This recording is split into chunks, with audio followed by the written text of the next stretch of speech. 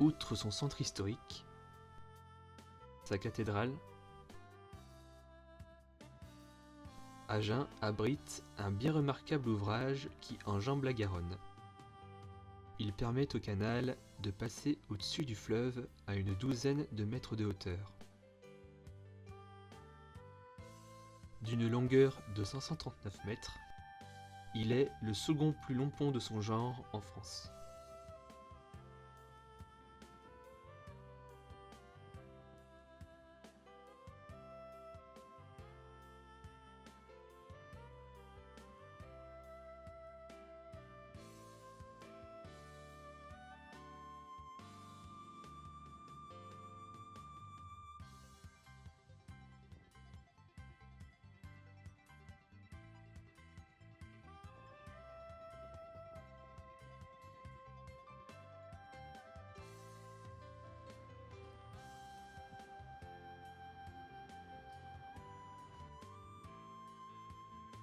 À 25 km de là, apparaissent Moissac et son abbaye Saint-Pierre.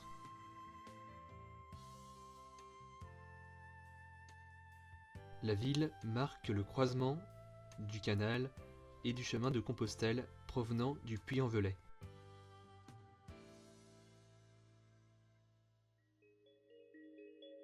L'abbaye est réputée pour son portail sculpté, pour son église, dont les fondations portent les marques de plus de 1000 ans d'histoire, ainsi que pour son cloître, classé parmi les plus beaux et les mieux conservés de l'art roman français.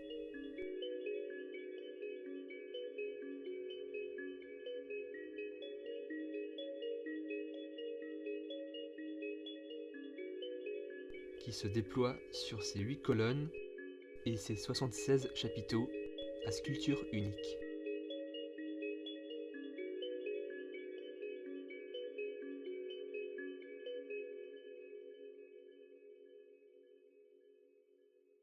Outre son abbaye, Moissac fut également l'un des ports industriels les plus dynamiques de la région, après la mise en service du canal, grâce au transport alimentaire et surtout viticole jusqu'au XIXe siècle, qui vit le chemin de fer se développer.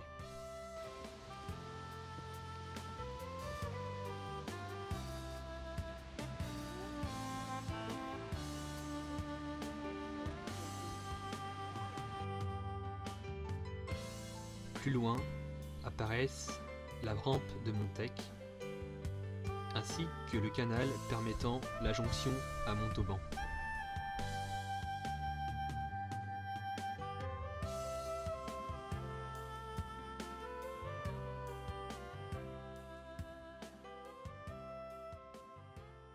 Une ville qui tire sa particularité de son pont vieux, qui enjambe le Tarn,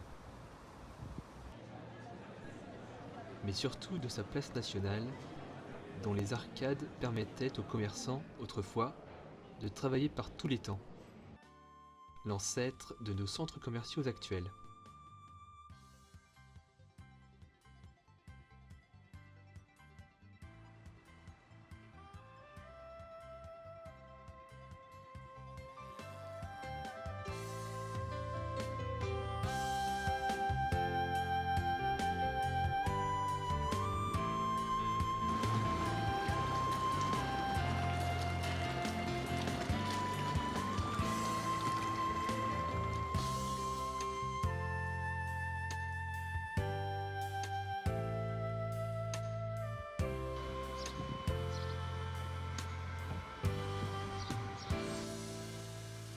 Une dernière écluse, ou plutôt 2 nouvelles écluses, puis apparaît Toulouse, et ses ponts jumeaux marquant l'embouchure du canal latéral à la Garonne.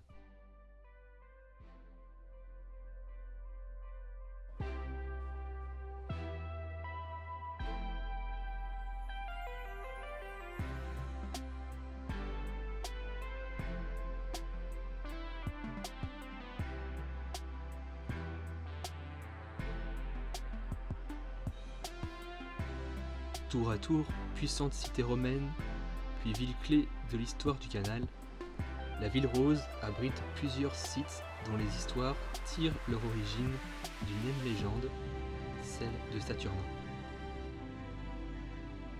Saturnin était un missionnaire chrétien envoyé par le pape depuis Rome qui sillonnait le sud de la France avant de s'installer finalement à Toulouse.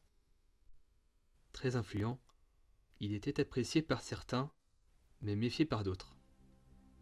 Ainsi, un jour où une foule considérable s'était rassemblée à Toulouse à l'occasion du sacrifice d'un bœuf, Saturnin vint à passer.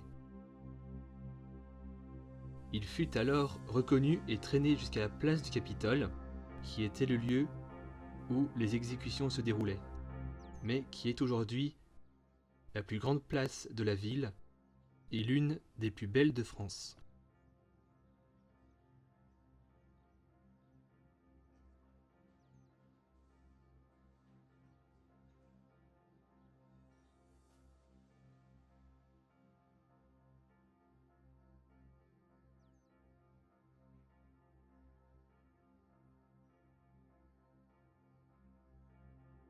Il fut attaché au bœuf qui devait être sacrifié et fut ainsi traîné par l'animal qui sera abattu à l'emplacement de l'actuelle gare de Toulouse, baptisée Matabiau, tiré de l'espagnol qui signifie tuer le bœuf.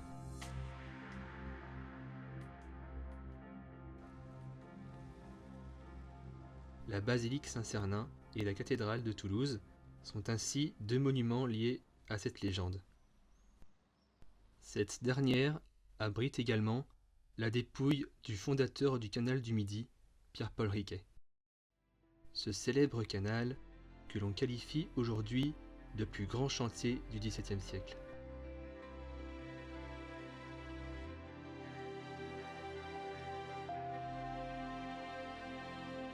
Depuis les ponts jumeaux, le canal traverse Toulouse vers le sud et permet une promenade des plus agréables grâce à ses rives jonchées de platanes, classées au patrimoine mondial de l'UNESCO.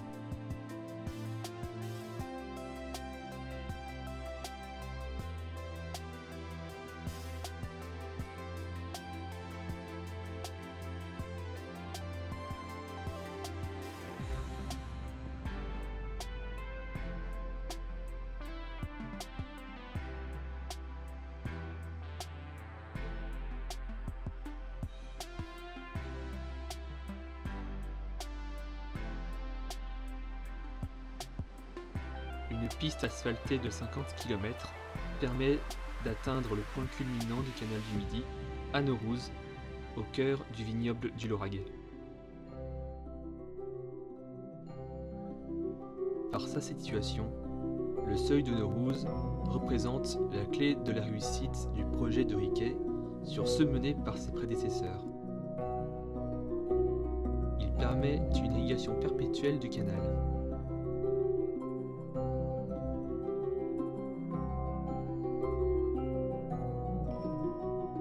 Pour cela, Riquet fit aménager le bassin et le barrage de Saint-Ferréol, qui permet d'y recueillir l'eau des sources émanant de la Montagne Noire, près de la ville de Mazamet. Le barrage qui y fut construit sera alors le plus long de France jusqu'à la fin du XIXe siècle.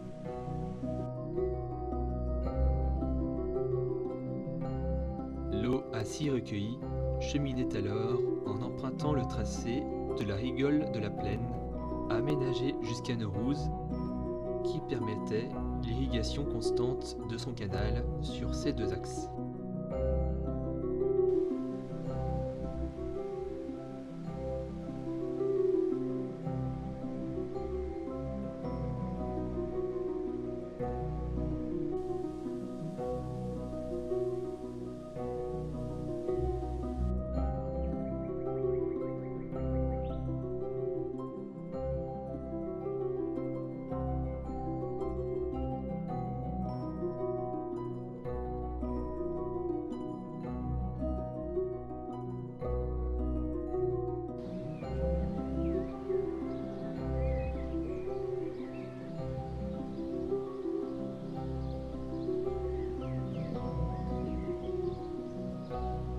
Après une pause le long du grand bassin de Castelnaudary, le temps de déguster un bon cassoulet,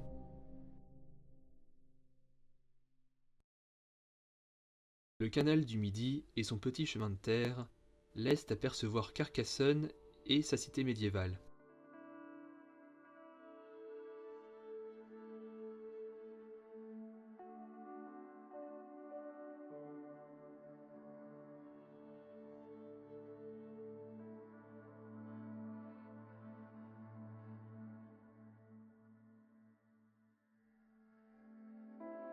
La ville est desservie par le canal depuis 1810, soit plus d'un siècle après la mise en service de celui-ci. En cause, un projet qui sera accepté par sa population à ce moment et la conclusion d'un accord financier.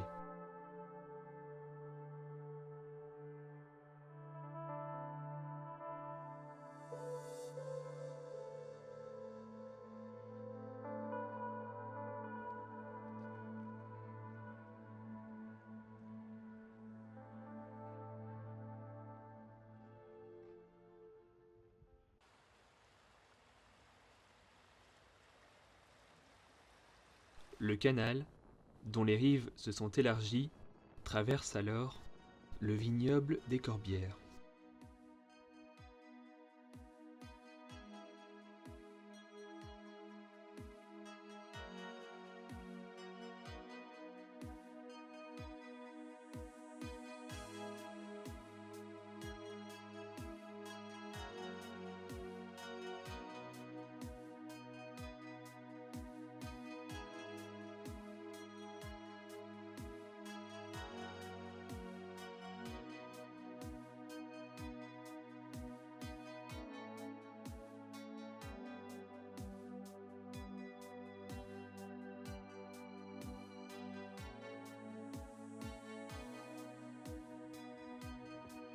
Le canal mène alors à la Couchée du Sommeil, un lieu aménagé par Riquet afin d'offrir aux voyageurs l'ensemble des installations dont il a besoin pour se reposer.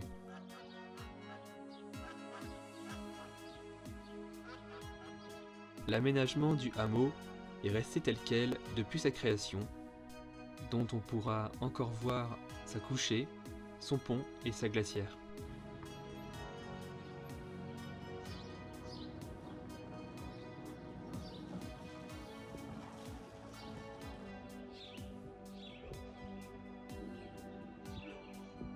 Après avoir passé le Sommeil, se dresse un nouveau pont-canal enjambant la rivière de la Ceste.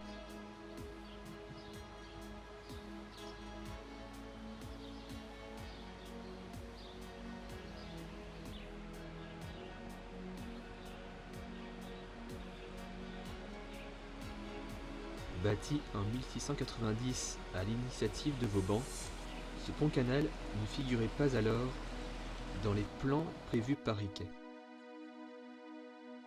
Il permet au canal d'éviter l'ensablement qu'auraient provoqué les alluvions des rivières avoisinantes.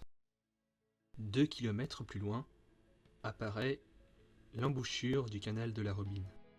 Le navigateur a à présent le choix d'accéder à la Méditerranée par le nord, en continuant de longer le canal du Midi, ou de la rejoindre plus directement en empruntant ce nouveau canal qui transite par Narbonne et Port-la-Nouvelle. En l'empruntant, on découvrira Narbonne, qui fut l'une des 4 capitales que comptait alors la Gaule au temps de l'invasion romaine. Car alors, la Gaule était divisée en 4 provinces, la Narbonnaise, dont la capitale était l'actuelle Narbonne, la Lyonnaise, dont la capitale était Lugdunum, aujourd'hui notre ville de Lyon, la Belgique, dont le chef-lieu était alors Drocourtorum, notre actuelle Reims, ainsi que l'Aquitaine, dont la capitale était l'ancienne ville de Saintes. Ce fut sous le règne de Clovis, dont le règne permit l'unification des peuples francs, que les Gaules fusionnèrent pour n'en former qu'une et dont Paris fut proclamée capitale en 508. L'ancienne capitale gauloise était le carrefour de deux importants axes romains, tels que la voie d'Aquitaine, que nous longions jusqu'alors, et la voie domitienne, qui, rappelez-vous, longeait la Méditerranée entre l'Andalousie espagnole et Rome. Le tracé exact de cette voie romaine est à présent longé par les autoroutes A9 et A8, qui figurent aujourd'hui encore parmi les axes les plus empruntés de France.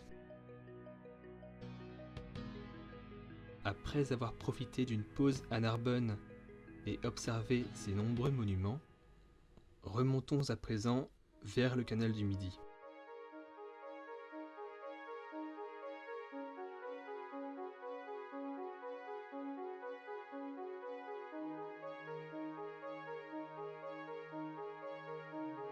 Que l'on rejoindra à Capestan, un village que domine sa collégiale du XIVe siècle.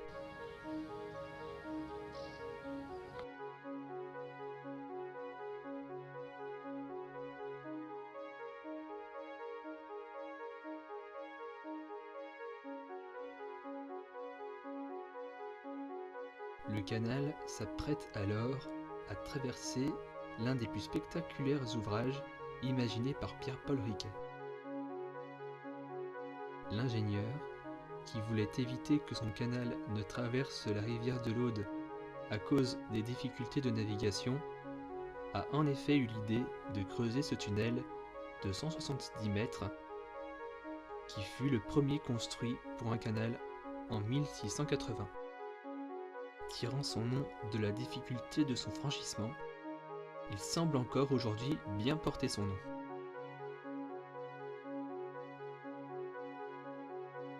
Le tunnel de Malpasse fut également le dernier ouvrage du fondateur du canal du Midi, qui s'éteindra quelques mois après son inauguration et qui de fait ne verra pas son canal aménagé en entier. Situé sur la colline juste au-dessus de ce tunnel, se dressent les ruines d'un ancien village gaulois, ou plutôt d'une ancienne ville gauloise, celle d'Ancérunes. Après un bon coup de pédale, vous arriverez ainsi aux ruines de cette ancienne cité qui regroupait alors près de 14 000 habitants, soit autant que la population d'une ville comme celle de Tulle par exemple. Ancérunes offre également un panorama sur un paysage des plus surprenants, celui de l'étang de Montady. L'étang de Montady fut façonné ainsi par les canaux d'irrigation agricole qui convergent vers son centre, qui alors était le point le plus profond d'un ancien lac assaini pendant le XIIIe siècle.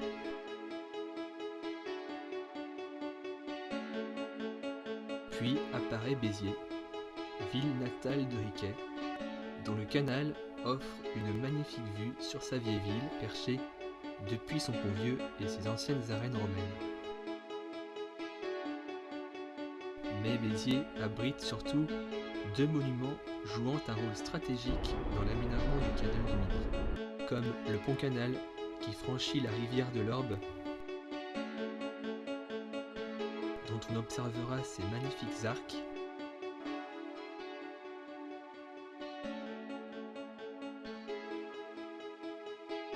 ainsi que les 8 écluses de Froncerane qui permettent de franchir un dénivelé de plus de 21 mètres. Long de 300 mètres, cet ensemble est l'un des plus célèbres ouvrages du canal du Midi et un lieu de promenade très apprécié des Biterrois depuis plus de 350 ans.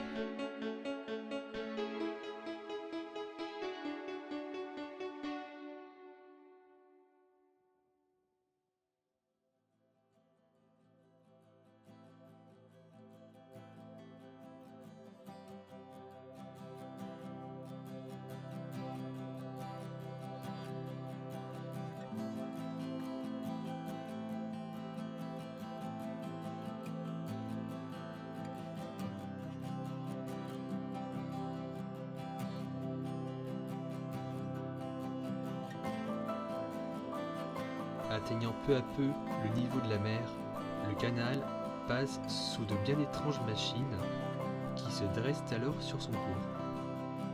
Elles permettent le franchissement du canal par le Libron, un petit fleuve dont ces ouvrages permettent d'éviter l'envasement du canal.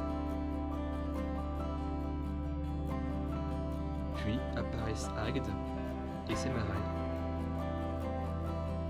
et Marseillan, et l'étang de Thon, qui constitue le point d'entrée du canal sur la mer, et le port de Sète, aménagé à la demande de Louis XIV afin d'y accueillir les navigateurs s'apprêtant ou venant de sillonner le canal.